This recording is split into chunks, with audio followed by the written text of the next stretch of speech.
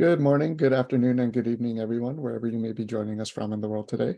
My name is Francesco Del Carpio, and I am the CFAL York Operations Coordinator. I would like to officially open the sixth session of the Emerging and Systemic Risks monthly lecture series co-organized by YEmerge and CFAL York with a land acknowledgement. We acknowledge and recognize that many Indigenous nations have longstanding relationships with the territory upon which our campuses are located that precede the establishment of York University.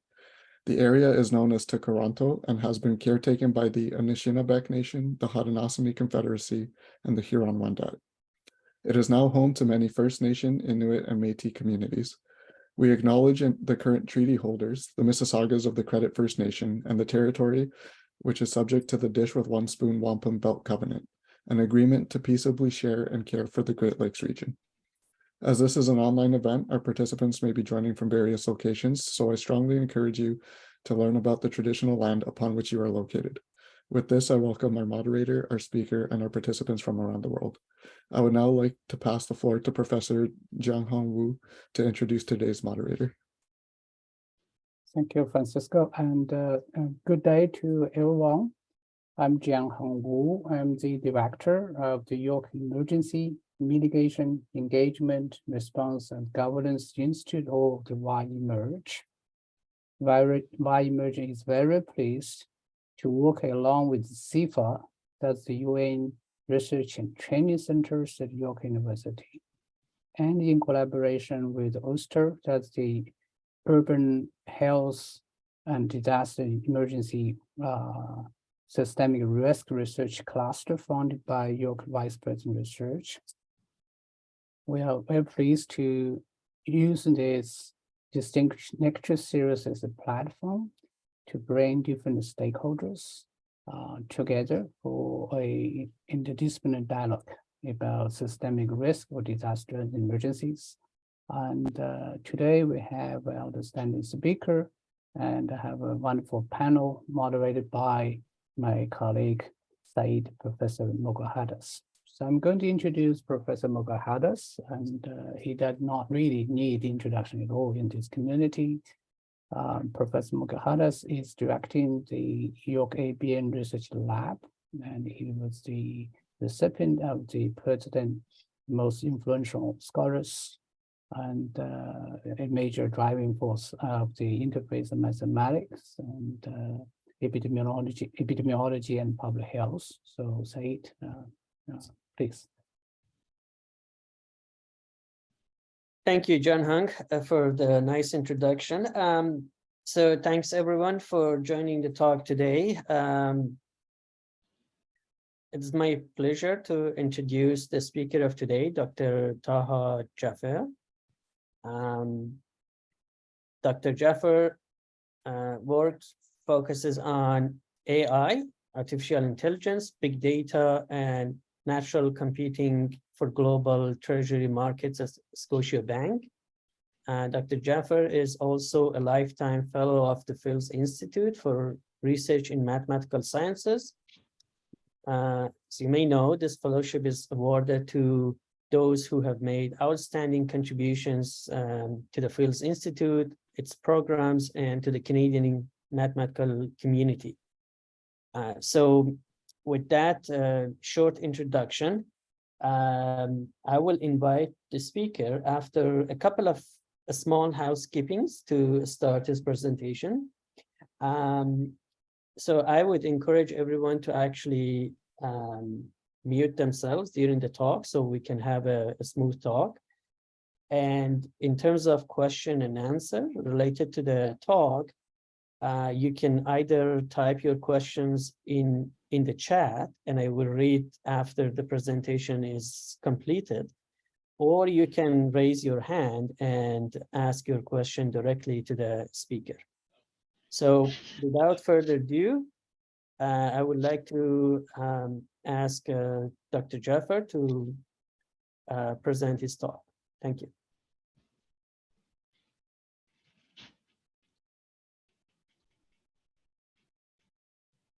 Can you guys see my screen just with a thumbs up? Yes. Yes. Okay, well, again, thank you, Jianghang and Sayed and Francesco for inviting me to give you this talk today. The talk's title is Forecasting COVID Using a Hurricane Model, and it's something that came out of, I don't know, basically running around during the pandemic trying to figure out how to help. So, my background is as a portfolio manager and a trader on Bay Street here in Toronto. I've been doing that for 20 years. And my reaction to crises is always to look at the data and try to figure out what's going on. It kind of gives me, it's sort of like a blanket. Now, before I begin the presentation, I'm going to apologize. I'm in a work environment, so I have to speak a little softly, but you will hear noise coming in from the background. So I apologize in advance if I have to turn and speak to someone in the meantime. So I'll begin. So what happened during the pandemic in terms of trying to figure out where things were going was an incredibly complicated situation. Um, I was working at that time building a lot of machine learning models for Scotiabank in terms of how its customers behave, how a number of things happen. And we were trying to, again, like I said, find a data-driven approach to trying to figure out how things are moving. And we started looking at credit card information. And at some point, I was talking to Kumar Murthy, who is the head of fields, and he was like, we'd love to see some of your stuff. And so I sent them some of my material. And it was helpful. But he said, what we really need is another way of thinking about where this pandemic is going to go. And so I said, well, I know there are a number of very good compartmental models that people are working on and that kind of thing. Like, why do you need something more? And his answer to me was, I need something complementary. I need something that's neither a compartment style model or a time series model, which were the two predominant styles of trying to model where the pandemic was going. Can you just put some thought into it? And so, I noodled on it. And I came up with this approach, and the inspiration is really one about thinking, like how we do in risk measurement here on Bay Street, which is you can look at a history of things and get some idea as to how your distribution looks like.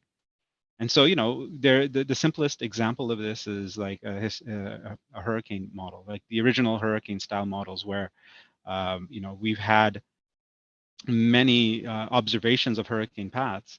And then so if there was a particular hurricane today that was passing through a path that other ones had gone through, we could take that historical precedent and say, maybe this is what the past looks like. Today, of course, the projection is very much physical and based on physics, but that approach is still very important and still gets used to assess things. So what we found was when we did this with COVID, this actually worked really, really well. And we were able to do a number of things that we couldn't get from the compartmental style models or the time series models. And I'll describe that as we go into the presentation. But we also got a cone of possibilities, so very similar to what we were getting from both the other approaches. But the key thing that we were getting, in addition to the other approaches, was we were getting a timetable as to when the next wave would come, when the waves would diminish, and then how many more they may be on their way in. So it's a very interesting approach. I'm not saying it's a very complex approach. Like I said, we were doing this in the height of the pandemic, so we were just trying to figure out whatever worked and whatever some seemed to have and some kind of accuracy. So the inspiration is very simple, right? So here on the left-hand side, I just take a very simple SIR model of infections, and it's a good model. If you can come up with decent estimates of the parameters that go into it, you get a pretty interesting view as to how many people are susceptible, the number of new cases that should come in, how many people get immune to it. It's what I call a physical model, right? So my undergrad background is in physics, so I know these things very, very well, and I enjoy working with models like this, and we do use a lot of these things in the work that we do here at the bank. But again, there was some, it's very heavily based on the assumptions that you put in. and how you fit those parameters. Now, the work that we were doing in Ontario, the way that the teams were fitting the parameters was excellent. I've never seen so much thought and evidence-driven approaches to estimating all the parameters. And this is just a simple version of them all, but a lot of the teams were working with, were just doing an outstanding job getting there. But the challenge was, and again, I guess this is why the question was posed to me, there was no cyclicality in the model. So when you went through a wave, when a wave started, that's when you could start taking the approach and start modeling and seeing what would happen, right? And you get pretty good forecasts on how things were going out. But as the virus adapted, we had no sense as to when the next one would come, or the next one, or the next one after that. And like I said, with a set of linear differential equations, unless you have the push-tug type of relationship that's going on, or you have a nonlinearity or a delay, it's very difficult to create wave-like appearances in these compartmental models. So, the hurricane approach was an attempt to try to understand that. So on the right-hand side, I give you a sense of the hurricane-style model. In some literature, it's called spaghetti model, because again, it looks like a bunch of spaghetti strands. But again, uh, basically the idea is that we have a historical database of all the paths that hurricanes have gone into the past. So here you can see, a collection of these that start in Mali, in sort of West Africa, and then sort of move off into, the north of Canada, the northeast of Canada. And you get a sense that the paths are typically pretty in line with another, but there's quite a bit of variance, right? And you get a cone of possibilities. And as you start getting closer and closer to a particular island or something like that, then you get even a more granular set of, where it is that hurricane has passed through and where you go. So NOAA has, 6,000 storms or more dating back to 1848.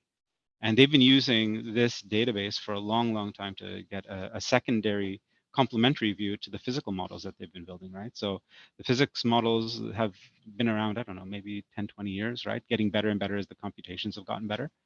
But this original risk style modeling is the way that we were looking at it before that. And so in the bank, for example, we use historical analogs like this to model risk, right? So we go back and we'll say, how many times did the stock market fall? And we'll use that as an a priori proxy, a sense as to how bad the tails will look. So it's not like this is coming out of the blue. This is something that, we basically have a historical record of these things. Let's use those analogs to figure this out. The simplest version of this actually occurred at the height of the first wave of the pandemic, where it was like, okay, let's just assume, Ontario looks like the UK. And then the models we would fit to that, because we had no idea about the virus or any of it really. So using historical analog is useful as a starting point. And again, depending on how the evidence unfolds, we can change and we can adapt those things. So in the case of COVID-19, how do we get to this concept of latitude and longitude, right? So in a hurricane map, you need two parameters to kind of get a spatial sense of where you are, so that you can identify where in the past you were.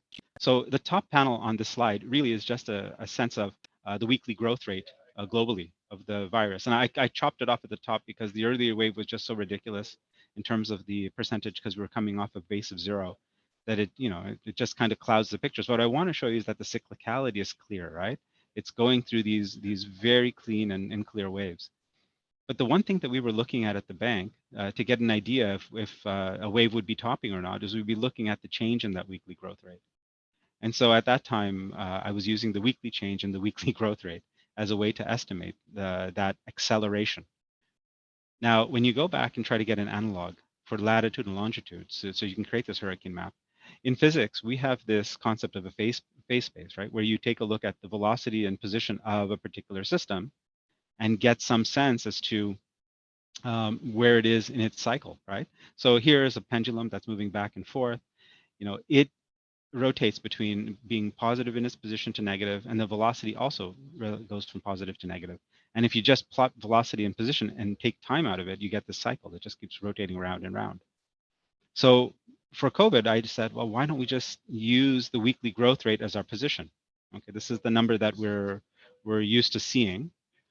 The one that we're not used to seeing is this weekly change in growth of new cases, okay? And so if the picture looks something like this. So when we were coming out of the first wave, we had and each little cross represents a particular country or particular region prior to this point of time. Okay, so there's a lot of examples of countries that were going through weekly growth rate. So on the x-axis is the weekly growth rate, on the y-axis is the change in that weekly growth rate. A lot of examples of countries and areas around the world that were going through different versions and different points in their cycle, right? So, you know, the idea was, and at this particular juncture, I said, well, here was Ontario at this time. If I just look at all uh, the areas or regions that have the same weekly growth rate, and I'm going to just call that growth rate and acceleration from now on, just to make it easier for me, that have that growth rate and that acceleration and growth rate, what do the paths look like coming out of this, right? This map is also really helpful for just understanding where we are in the cycle, right? So at that particular time, the weekly growth rate was about 5% per week. You know, I was just categorizing anything above that as being a hotspot, right? If the acceleration was positive and the growth rate was positive, it's a place that's actually growing. It's on the upswing of a cycle, right? If the growth rate is still high but the acceleration is negative, well then you're on the downswing of the cycle, right? When you cross this line, you're probably close to a peak, right? And then when you're at this zone, right, where you're coming in, you know, you're coming back into being in a situation where you're managing things, and then potentially as you start accelerating again, you get into an early warning zone or saying something is happening, right? And so every country around the world, even after the first wave, had a massive experience of where they were fitting in this picture of things. So even though we didn't know what the virus was or how it was evolving or anything like that, we had already now like a hurricane database of possibilities that have happened in the past. Instead of just picking a random country to compare ourselves against, I use this concept of the growth rate and the acceleration in the growth rate to say these are the countries that were most similar to us. And then so what happened to those countries that were the most similar? And that's how I ended up coming up with a distribution of outcomes. So here's an example. Okay, so on October 1st, 2021, I ran a situation where I looked for all the countries and all the regions that we had in the database at that time that had similar growth rates and accelerations as us. I took all of their numbers and I scaled them to and prorated them to Ontario's numbers, right? So, you know, so wherever they had gone through, I just, you know, if it was 100,000 and Ontario numbers were 50,000, I would scale the total cases down to 50,000. And I would do that for everyone, and then I would project them onto this page. So you can see on the left-hand side, all the different prorated paths that then happened when we were in that growth and acceleration. All right, so these were all the countries that were very similar to where Ontario was at that point in time. And you can see how divergent the experiences were, right? So at some cases, there are countries that were just totally out of control, right? And some cases where countries, even though they were in the same place as us, ended up coming, you know, managing quite well, right? But even in this data, you can see even some of the ones that are managing quite well, you can see that they're shooting up at some points. It's a map of how things from that point evolved.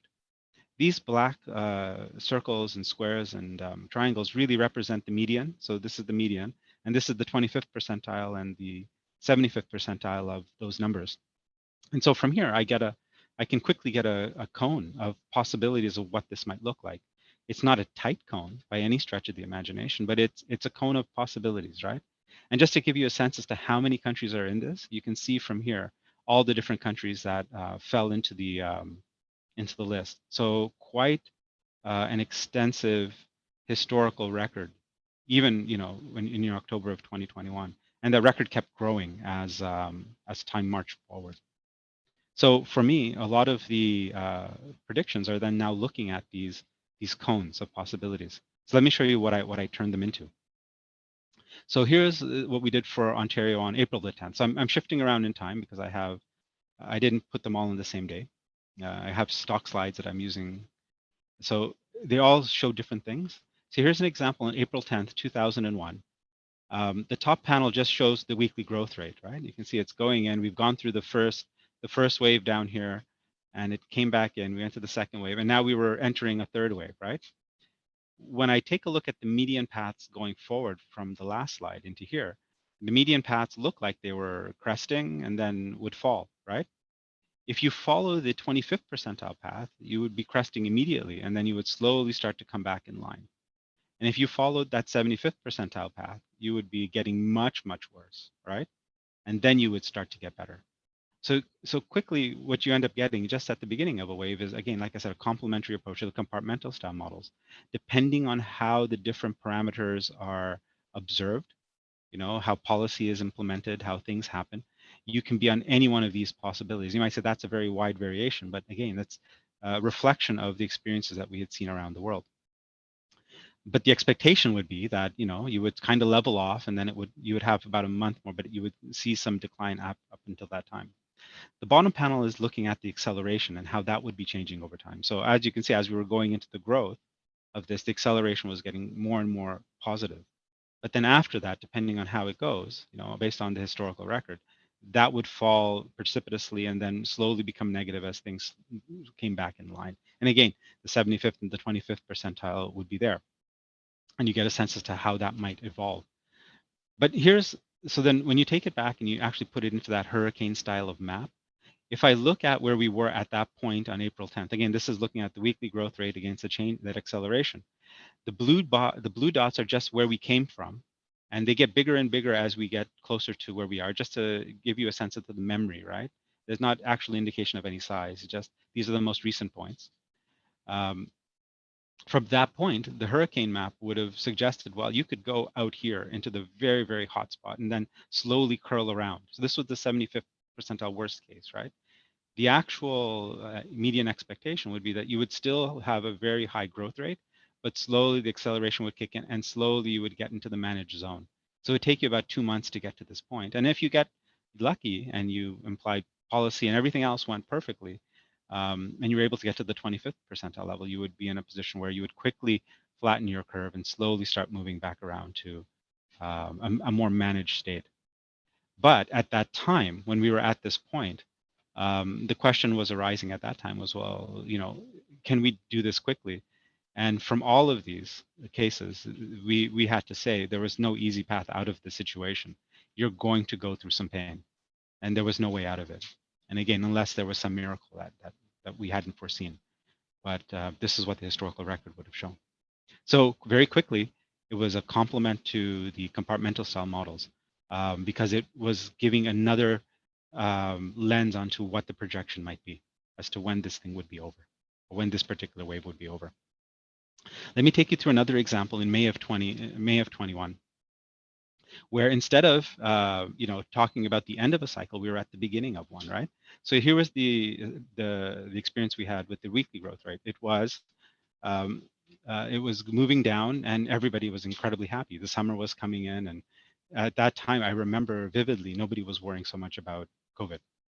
People were finally getting out, and there was a lot of worry about what would happen in the come the fall and other things, but people were out there doing what they were doing. The projection from the hurricane map was very different then. In other words, it projected a period where you would go through a summer where you would lull, but right in the middle of the summer, you would start seeing things start pick up again. And so much so that you not only did you get a pickup into August, but you got another pickup as you went through. There was like 2 bumps that occurred, right? It's a very interesting time because this is what the record showed when you're coming from a low like that. And again, if you ended up in the worst case, you would have a map that looks like this. And if you ended up in the best case, you would only be able to extend it out to September. There's no way you were going to avoid a situation. Okay, it was just a question of how close it comes to you. So again, when you take a look at the map and how the hurricane profile looks like back then, we have a situation where we were, getting into a more manageable zone, but then you can see how the hurricane paths, based on that historical record of all the COVID cases globally, starts taking you off and putting you into an early warning zone as fast as you can. So you immediately get some sense as to when the next wave is going to start occurring. So this was one of the add-ons, the benefits of doing it this way, which we couldn't get from the time series or the compartmental models at that time, which was a sense as to when would the next wave begin, right? And this was an objective, data-driven way of at least coming up with that number, right? And it turns out it was actually pretty prescient. So I'm gonna just zoom into the total case projections and the daily projected cases. And this is what I was presenting or giving to the Ontario government on a weekly basis. And I'm just going to describe what I'm showing on any given day. So this would be in March, and this was when Alpha, the first variant, was showing up. We had a situation in March where there was a lot of concern about Alpha coming to Ontario. And this is the total projected number of cases. And based on the hurricane map, we could show the median, which is the yellow line. We could show the 25th percentile, the 75th percentile, and then I also added the 10th and the 90th percentile, just to show how awful it could get. And at that time, we were looking at, in some of the other models the compartmental models that we were playing with, we were looking at using the experience from the UK that had actually just gone through Alpha to figure out what would happen. And so this was the UK's experience. So these projections were made on March 1st. All right. These crosses were then the actual observations that we saw. Okay, so this is what we saw on March 1st. This was our projection, right? Our forecast, and these were the numbers that actually came out. This was the Ontario numbers. If I had taken the United Kingdom on November 20th and I put it back to March 1st and prorated everything, this would be Ontario's experience. Okay, so it's a good starting point to take an analog of a place that has had it, but based on what we were looking at for similar trajectories of growth rates and accelerations, our projection was not the same, right? It was very, very different. As a matter of fact, if we stayed along the path, we would have been something that looked a lot more milder than what Alpha looked like. But what we did see was we definitely saw a pickup that was quite different, right? It had moved us very quickly towards the 75th percentile worst case, but not as bad as what we saw in the UK, which was way off of their 90 percentile number. In any case, we got a very quick sense that the analogs that we were using to inform our models may not be as sound as maybe some of the methods we were using in the hurricane model. So we started putting some of these estimates into the compartmental models. And just to show you that at the time, remember, the total caseloads were one number, but what we were really looking for when we were flattening the curves were these daily case projections. And again, you can see how closely our projection matches some of our lines that we have here that are coming in. So we really went in through a wave where we hit that 75 percentile, and then the flattening of the wave is to try to get it back down into the median or even the 25th percentile. So again, like I said, the hurricane map provided a policy tool to assess how good we were doing. It's not that we just flattened out and went somewhere, because that could be just what you would expect. You want to be tailing off of your expectations in a material way. So again, it helped us a lot to think about Alpha. And then, of course, there was Delta, right? And again, I'm showing the same kind of map for Ontario when we started to go through Delta. The question then was, well, when is it going to hit, right? So this was a forecast taken in October 2021. And, we were tracking. Everything looked just fine, even on a day-to-day cases on the projections, looking fine. And then somewhere between in the middle of December, you saw things explode, right? To the point that things went well over the 90th percentile in the numbers. And you can see the total cases then started tracking dramatically upwards. So it was very clear that the tool, just looking at the historic record of global cases, could be very helpful in identifying when things were materially moving away from what we expected, right? And this was an indication that Delta was here. And again, like I said, this is the actual experience, and then policy ended up pushing the numbers down and starting moving it forward. So again, I've talked about this in the previous slides, but it gave us a very good sense of how we were flattening these curves, right? So again, you can go and pick an analog of a country that you think you look most closely like, but you should start seeing yourself doing something like this as you have a projection and your actual experience is accounting for those change in the cases. And like I say, here's another example where you can see that the projections aren't just linear and straightforward up and down. They have wiggles to them. They have periodicity. They have structure, more so than what you might expect. And like I said, by the time we were doing this, we were getting we had so much samples in that data set that it was hard to say that the sample size was weak simply because we hadn't seen much of the pandemic. We'd actually seen a lot of different curves across the globe and a lot of different ways for those curves to manifest themselves.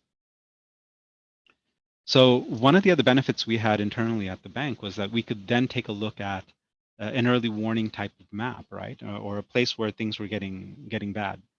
And so if I take that same picture where I have the growth rate on the x-axis and the acceleration on the y-axis, I can put all the countries and I can see where the major economies are and get a sense as to how that's going to be impacting the global economics. So we were using it internally to get some sense as to how it was impacting global GDP and then how that might impact markets. But even as a high level view, you can get a very quick sense as to where things are, where you probably don't want to be, where it seems like things are under control, and it's constantly changing week after week. These pictures were moving around in a very meaningful way, and helped us sort of identify what we wanted to be thinking about in terms of the countries that might be next on the list, right? So how would you use an early warning system like this? Well, you would be focusing your time on the yellow area, which is the places where the growth rate is, well below the global average, but the acceleration has started to pick up. So these are folks that are on the upward trajectory of their curves. These are folks that are at the top end of their trajectory. These guys are coming off the other side. And these guys are now falling into the lull of their curve. And then again, it just cycles back and forth, cycles back and forth. So this was one of the most useful outcomes of the work, that we could actually have a total global view. I'm going to show you a few slides now where we put together some videos of those hurricane maps and the timeline of these things moving around. So this was one that I think it's on the Fields website, and I'm just going to play it for you. Maybe I'm just going to let it go. I'm going to sort of talk through it as we go. But you have here, just to quickly orient ourselves, the same map that we've been talking about, which is growth rate against the change in the growth rate. We have two versions of it. They're both the same. One is just zoomed in so that you can see things as they go. And one is zoomed out. You can see the growth rates here are 60%, 80%, 100%. But the growth rates here are 5%, 10%, 15%. It's just because the growth rates of these things are so crazy that you need to kind of see both of them as they go. And I just want to show you how these things spiral in and out of control. So you can really get a sense and appreciation that these things do feel like a cyclical periodic type of situation. So you can see York region was the first to go, right? And then you have Grey Bruce and others coming through. And then every other region is starting to get hammered. You can see we're going through the first wave, right? And then as that first wave, and you can see how chaotic it is at the base of it, right? But in general, there's no real big outliers yet. And then you go through the lull of that first wave, right? So in summer, the cases decline, everything is restrictions are eased. And again, this is where I was now projecting that we were going through another wave where other models weren't, because they didn't see the other wave until we actually had something. And now watch as the wave starts to take effect. You can see things start to pop and curdle out of this, right? And there, Northwestern becomes the first county to start seeing things. Eastern Ontario, Parry Sound, and then things start to bubble. You can see how chaotic it's getting, right? Sudbury, and then now you start getting outbreaks as you start getting into the thick of it. And then watch how absolutely nutty it looks as you get to the top. And we have our province-wide shutdown. And then as the shutdown occurs, you can start seeing that the caseloads come down, but the accelerations, things haven't gone away. They've just stabilized, right? And you can still see some places are still exploding as you go. And then we start going through the next wave, right? And some of the places which were out here during that wave just ended up getting accelerated even more. It's like adding fuel to the rocket fuel. It's not like Ontario was a homogeneous mass, missing the whole thing. That's how things ended up moving. So it's a pretty interesting view. The next one is one we did for Canada. And again, Canada has a look very similar to Ontario, but as you'll see, it has a different view. It started in Ontario, moved to British Columbia, and that's even before it really starts to pick up. And then as it starts to pick up, you see the Northwest Territories come in, and then everybody starts getting hammered, right? And then we start going through a wave. You can see Alberta being out at the outlier, Saskatchewan out there, and then everything kind of gets back in control, right? But if you look closely, it's not in control. It's still all over the place. right? And slowly as you hit the summer, very similar to how we saw in Ontario, things started to get more in control. But you can still see that some areas are still quite hot, right? They're accelerating and growing. And then you start getting into the next wave. And you'll see it as it picks up. You know, it starts in Prince Edward Island, and then Manitoba, and then everybody else is just popping. New Brunswick starts to pop, right? Yukon starts to pop. And again, sometimes you see them pop out because they've just gone outside of the bounds of the visual. But now, you know, you're at the top of the wave. There's nobody left in the middle here where they're managing things at all. Then, you know, basically province-wide shutdowns to different places. And you can see slowly things come back into a place where it's kind of being managed, but it's still quite high, right? And then you start yet another wave. And so I'm hoping you're appreciating that the way we're looking at this, which is growth rate against acceleration, is highly cyclical. And the path that it's going on is highly meaningful in terms of where things are going. And I was saying this entire picture when we do a hurricane forecast is actually taking all of this for every place we have around the globe that's measuring it. So in the US is not just the US, it's every state in the US. It's not just the UK, it's every territory in the UK. As much as we can get, we use all those cases to construct the maps that we were looking at to create the forecasts. The last one, which is the most interesting one, because I did this for Dr. Murthy, as he was talking through, I think one of the Indian delegations for some place, and he was just saying, well, look at how India has managed to fare in this. And the interesting thing was that it actually provided a forensics as to where certain things started. Now, obviously, it's the same crazy, chaotic mess that we were seeing before, right?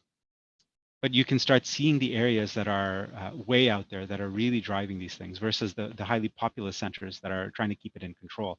But it was basically, I mean, we're talking growth rates here of 20% to 30%, which means you're doubling your cases month over month, right? And as you get into the high peak of it, it's a mess of no more accelerations, but just a lot of just growth. And you can see slowly they all come back to the starting point, so as you will. I'll just let it go because I'm going to stop the picture at some point, because then you're going to start to see as everything becomes calm again, right? Now this is where it gets interesting, right? So I'm going to pause it there for a sec. Oh, I think I went back. Let me just move it back here. Now I want you to focus on the one thing that's going to start popping out of this, okay? And there it was, Lakshadweep. I think it's a holiday resort area, and you can see it's just shooting all over the place, right? It's coming off during that holiday season, and then as it comes back in line, you can see every other place in India start to go. Nobody mentioned that area in terms of a potential patient zero for that wave, right? We were seeing that because people were going for holidays, and then taking it back to their other countries, other counties in India, and then again you see the cyclicality of everything coming back as things started to wane. I'm sort of coming back to the end of my talk now, but we were able to look at a bunch of different things in terms of the accuracy and the precision of what we're doing. I tried a bunch of different things to just get a sense as to how good the model was. But if I looked at, say, a forecast, if I look at the median forecast and I look 2 weeks out, then for total cases, if I said, we had, 100,000 was my projection, then in general, if I had a number like 1% over here, I would say, well, that would be plus minus 1%. I was looking at the variance of my estimated forecast versus with the actual numbers. And you find it did really quite well, right? So on average over time, and this is done in time, over time, I think there was a plus 1% error. You can see clearly as there are certain waves that the error was worse, but it was not like the number was, I would say 100,000 plus minus 50%. It was 100,000 plus minus 4 or 5%. So as a total case estimate, that was actually pretty good. If I look over the total horizon of time, and I think about the days into the future, and I think about that plus minus, it's actually pretty strong for short periods, right? For 20 days, you're getting up to a plus minus 5, right? As you start getting out to 40, 60, 80 days, you get into the 20%, right? It's an indication of how uncertain things are becoming because things are changing so much. We have the same view here for the forecast error for the daily cases, right? Obviously, the daily cases it's a derivative of this, or the first difference, so it's far more noisy. But even there, we have a strong linear relationship that you're actually getting pretty close to the number that you want, but it's only really good for maybe 30, 40 days, right? Something in this range. And then at some point, the error just is the error, right? This is probably an indication that it's some sense so that's the periodicity of what you're trying to think about. There's like a 60-day window at that point. But anyway, as at some level, there was some level of accuracy for these things, and there was some precision as well, which was quite remarkable given that we were starting from just a heuristic model of how we wanted to go forward. So during the time, we dealt with quite a few criticisms, and the reason why the model wasn't widely known, right? It was always presented to the government. It was, I think, always on the slide somewhere, but there was always a criticism from pretty much every corner of the science table and other places. One of the key criticisms of the model was that it did not account for situational specifics like stringency or policy or variant type or population behaviors. It was just a map of all the things that had happened in the past, right? And so we always rebutted and said, well, the model is purely observational. There is no assumptions in it other than your look back parameters. And what it really describes is the transmission across all the important features in the human experience of COVID, known and unknown, right? And so the approach turned out to be prescient many times, right? Basically, we predicted every single wave after the first wave, not only when it was beginning, within weeks of when it was beginning, but also when they would end, within weeks of when they would end, right? But that hit rate was actually created a lot of friction because many of the folks that were looking at it described the model as lacking the complexity, and there was always the question, well, what if it's different next time, right? And we were just simply saying that the historical record has so many examples of next time that it's hard to see a next time that's not in that sample set, because there are some really wild examples, and there's lots of them, not just one. One of the things that I think we took away from the study was, and it gets a question for everyone to think about, is whether nature has handed us a general tool here to forecast transmission of these types of events across populations, irrespective of the specifics of the situation. We have done some preliminary work when we were at the height of this, where we just simply said, if we take the COVID data set, can we track Ebola? Can we track MERS? Can we track SARS? And it turns out they looked actually pretty good. We didn't do anything more specific with it, but we turned it into a research question for one of the summer programs at Fields. And like I said, we had some pretty interesting first results. We didn't build on it more, but it's a really interesting question, is that maybe the COVID data set has now given us an observational model here for all other types of viral viral situations. Okay, so I'm just going to conclude now and talk you very quickly through the key things that we saw in the model. I presented this presentation. It's an evolution of a model that we built, which is totally data-driven and complements all the other forecasting tools that the government of Ontario was employing at the time. My key insight from all this work was that we seem to be modeling this, using this data-driven approach, the transmission mechanism of a virus through a society, not necessarily the biology of the virus, right? So, and again, you see so many examples of that when you look at the actual data set as to all the different accelerations, all the different growth rates around the world. Every point in society having different policies, different things in place to stop things or not have them and things get worse. Our current implementation that we have just focuses on new cases, but we have tried things with deaths and recoveries and other metrics of concern, and they seem to work just as well there. So there was a definite, if you wanted to expand this into a full view of the infection cycle, I don't think it would take that much effort. Very quickly, the key achievements of the model were that we predicted the beginning and end of the waves in real time within the first, after the first wave, within weeks or better than weeks. We predicted the extent of all the cases after the first. We identified variant outbreaks across the globe. Coupled with economic models, we were projecting impacts. Again, like I said, we were one of the 3 models used in Ontario during the pandemic. Lots of future work and extensions. There could be so many different ways that we can go with this. First, fix the accuracy, make it even better, right? Again, conditional modeling. Try to start looking at even subsets of that massive data set to include things like stringency or other metrics of importance. It may not just be acceleration and growth rate. Maybe there's much more you can do. What do you do if there is a new outbreak of a new virus? There is no historical precedent. My argument is I think we can use this COVID data set to at least get a pretty useful prior. Again, we used it as an early warning signal for travel policy, identify global hotspots, know where not to go, right? We could augment and try to augment the accuracy through other techniques in AI and ML. And then finally, you know, one of the things that I think we were really looking forward to trying was whether we could use these hurricane models to calibrate the traditional compartmental models, which were already very, very good, right? So if we could suggest when the next wave was coming, then those models would be able to take that information, at least provide a projection as to what things might look like. So with that, I'll stop my presentation. I think that's the last slide, and I will hand it back over to you, Sayed. Excellent. Thanks very much for a great talk. So we have a few minutes for questions. I see a few questions in the chat. Maybe I just read it to you, the first one. I think it's related to slide number 2 at the beginning of your talk for modified SIR models.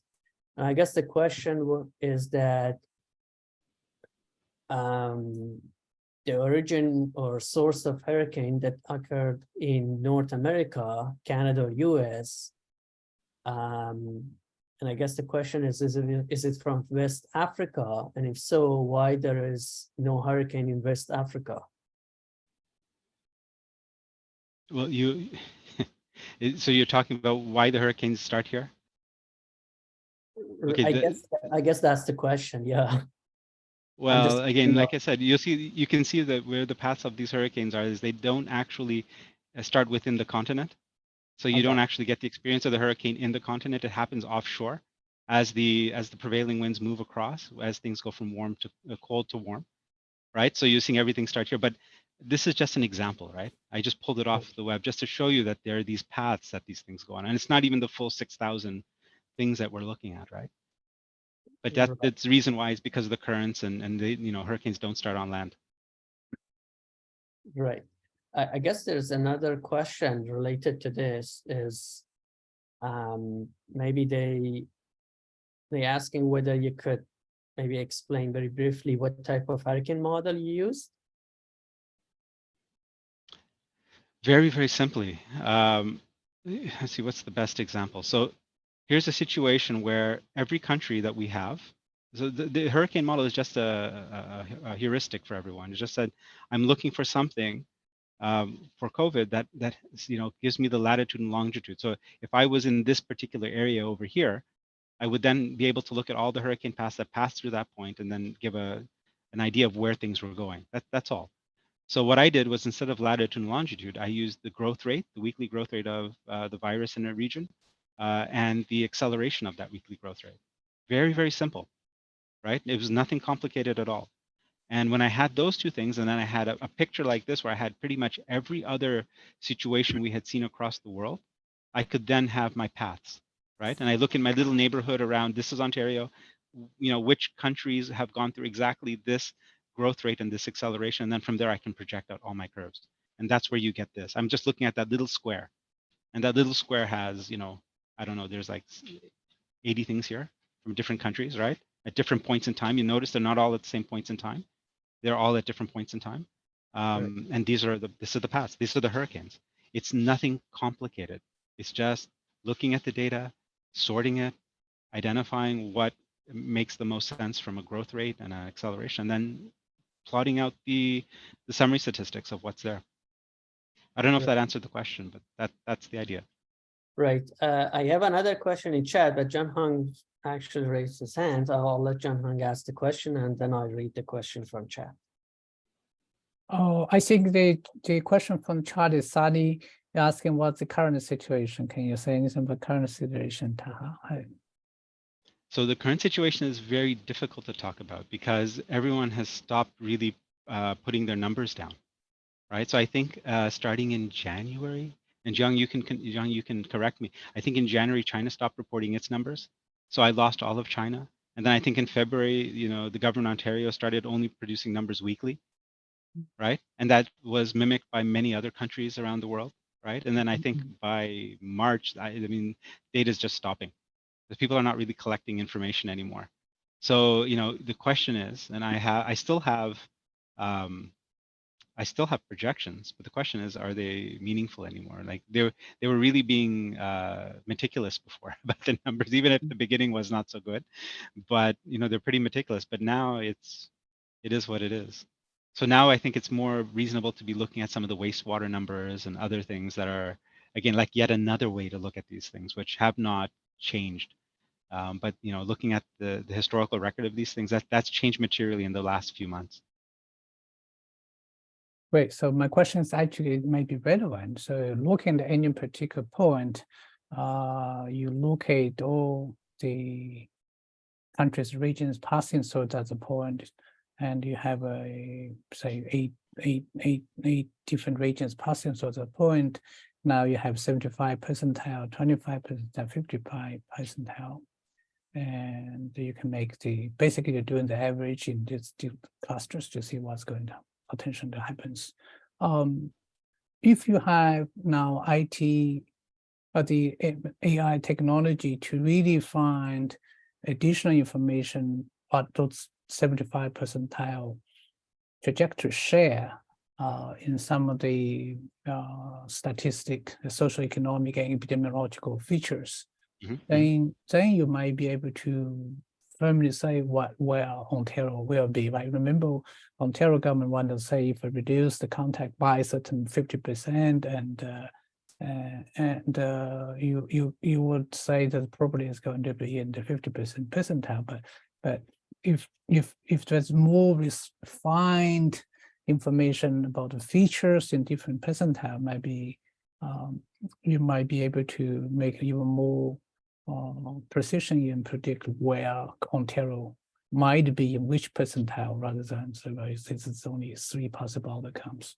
So can you say anything about this? It's a further action of the features of how 40 trajectory in the last 40 years passing through that trajectory, for example. It's a fantastic question. We did a lot of work with it, because the next question after we caught the second wave was, well, what if we simply restrict ourselves to places that have the same stringency as we have, right? Or are going to maybe evolve, or we're going to evolve to a stringency like this instead. And you get a much smaller handset, and you can get a much better accuracy for what you're looking at. But the problem was that those stringency indices, they turned out to be actually more noisy than you think. And what happened with them is you had countries that were completely different but had similar stringency indices, and they were not going through the same point. It's just very strange, and I think it has a way in which that whole process was being encoded. Maybe it was just being done quickly or whatever it was, but we found that as we did it, we ended up getting a much worse accuracy because it wasn't there. What I can say though is, if we did have some metrics of these countries, I'll give you an example of one that we tried to get data on, which was airport counts, or the network effect of having people leave those countries going to other countries as a potential way of adding another score to a clustering approach, right? We just couldn't find it enough. But we think that if you can do that and get some sense as to how much a country can transmit to other countries, there's a ton of interesting AI and ML that can be done to cluster these things and break them up so that you're not looking at 80 things here. Maybe you're looking at 10 things that are the most similar to what you're going through.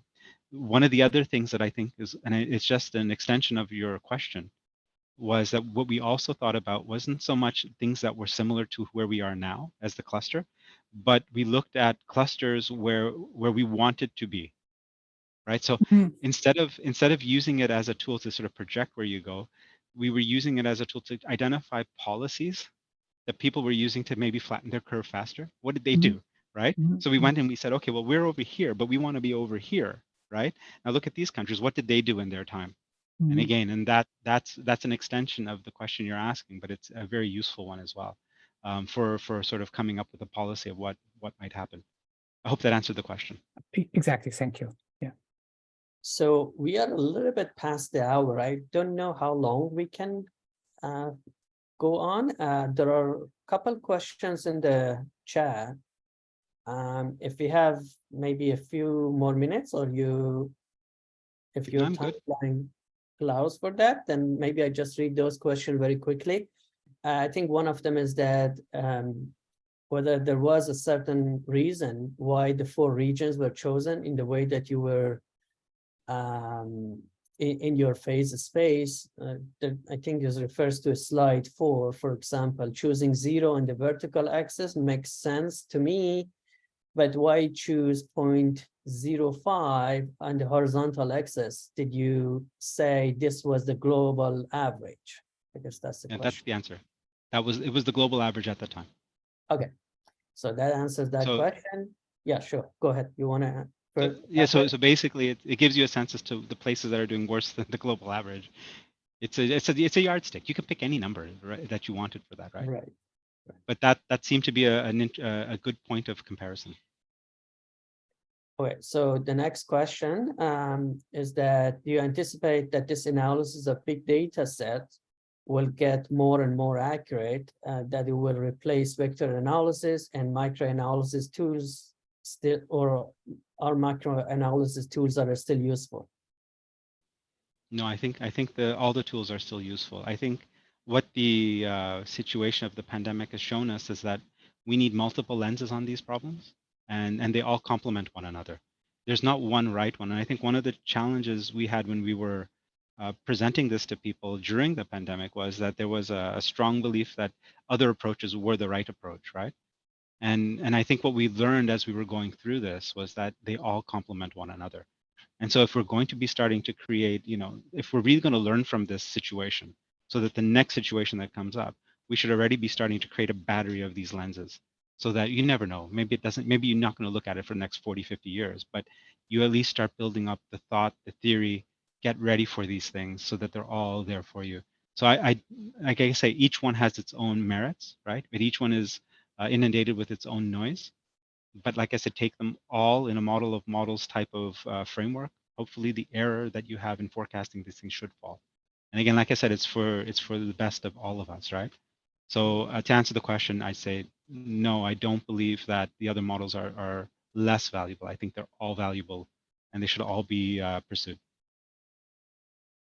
Excellent. Thanks very much for the talk and discussion and question. I think at this point, I'm going to hand it back to I think Professor Asghari for his closing remarks. I believe he's here, right? Ali's here. Okay, Ali, go on. Thank you. Thank you very much, first of all, to Dr. Jaffer for a great presentation. We really appreciate your time and insight into this work, and looking forward to hear more about the progress made on this interesting model.